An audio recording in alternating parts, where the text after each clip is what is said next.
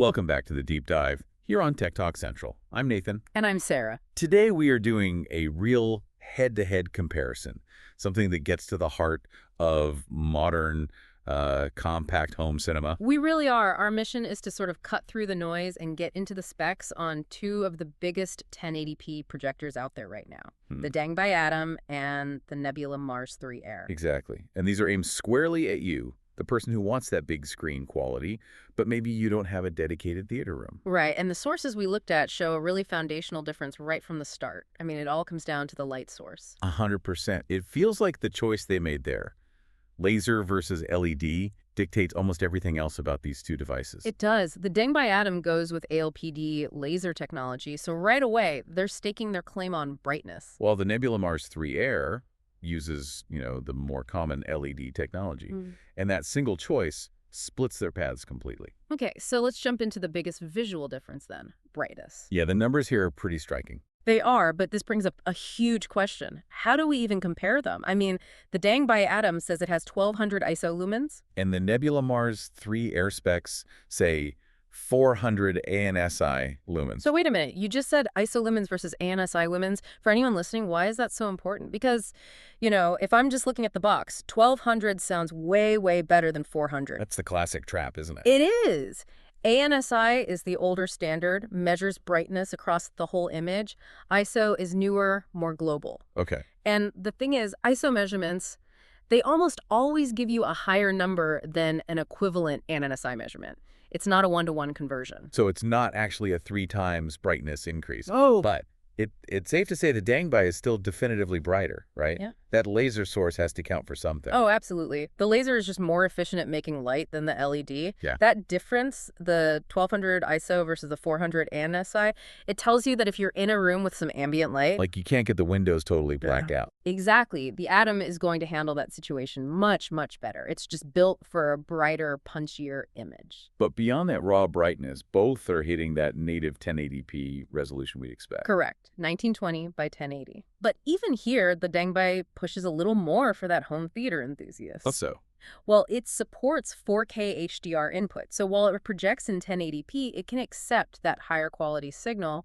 It also specifies HDR10 and can project an image up to 180 inches. Wow, 180 inches, that's huge. It is. The Nebula is still great. It offers a 1080p HDR display, but it maxes out at 150 inches. So if you want the absolute biggest picture possible, the Atom has the edge. Okay, so picture quality is one thing, but the really big difference is where you can get that picture. This is where the use case for each one just completely splits apart. It's all about portability, or I guess different kinds of portability. Let's start with just the physical size. The Dangbei Atom it's incredibly sleek.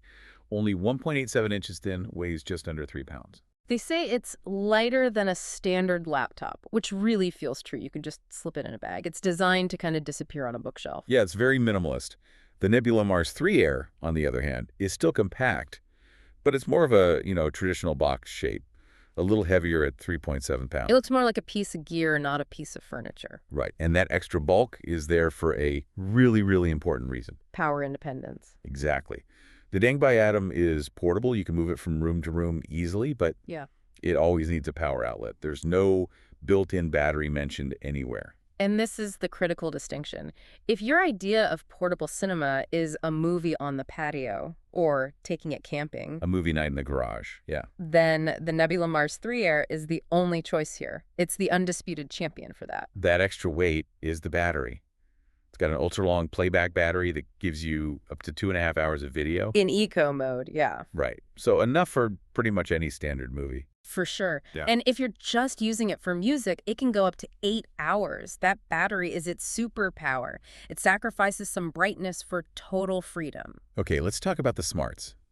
Because nobody wants to spend 20 minutes messing with settings every time they move the projector. Thankfully, they're both excellent here. I mean, first off, both are officially licensed for Netflix, which is a huge deal. Oh, that's huge. So many projectors make you jump through hoops for that. Right. And they both run on Google TV, so you get all the apps, YouTube, Prime Video, all of it. You're ready to stream right out of the box. And the setup itself is basically automatic. The Dangbei has autofocus, keystone correction, screen fit, obstacle avoidance. And the Nebula has what it calls intelligent environment adaptation technology, which does all the same things, autofocus, screen fit, all of it, in just 3 seconds. So functionally, they've both eliminated that annoying manual adjustment process, which is just fantastic. It really is. What about sound? If this is an all-in-one cinema solution, you need decent audio. And here, the Nebula has a slight lead. The Dangbei Atom has dual 5-watt speakers with Dolby audio. They're perfectly fine for a bedroom or a small living room. But the Nebula, The Nebula punches a little harder. It has dual 8-watt Dolby digital speakers, and it's also designed to work as a standalone Bluetooth speaker. so leans into that all-in-one, take-it-anywhere idea again. Exactly. The audio is just a bit more powerful and a bit more versatile. Let's circle back to connectivity for a second, Yeah. because there's a key detail for the real home theater nerds. Yes. The Dangbei Atom specifies it has an HDMI 2.1 port with EARC. And for anyone listening, EARC is huge if you have a good soundbar or an AV receiver. It lets you send the highest quality audio back from the projector to your sound system. It makes the Dangbei a much better fit for, a permanent or a semi-permanent setup with high-end audio gear. The Nebula has standard HDMI and USB-A, which is totally fine for most people, but less specialized. Got it. And there was one other feature, right, for the Dangbei. A very niche one, yeah. The Dangbei Atom is marketed as 3D ready. It's not as popular as it used to be, but for enthusiasts with a 3D Blu-ray collection, that's a feature the Nebula doesn't have. Okay, so it feels like we have a very clear split here, a clear choice for two different people. I think so. If you want the absolute brightest picture, if your projector is going to live mostly indoors and plugged in, and you care about things like 4K input and better audio integration, the Dangbei Atom is the superior choice. That laser just delivers. But estimally, if your top priority is freedom, the Nebula Mars 3 Air is the true champion of portability.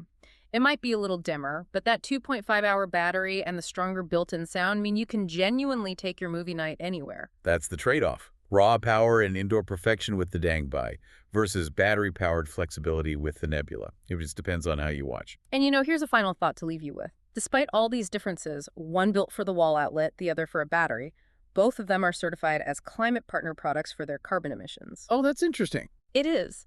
It shows that whether a company is focused on the brightest home experience or a go-anywhere adventure, sustainability is becoming a shared priority. That's a great point, and a good place to end. To find the latest prices and deals for both the Dangbei Atom and the Nebula Mars 3 Air, be sure to check out the links in the description below. And if this deep dive helped you decide between power and portability, please subscribe to Tech Talk Central for more comparisons and analysis. We'll see you next time.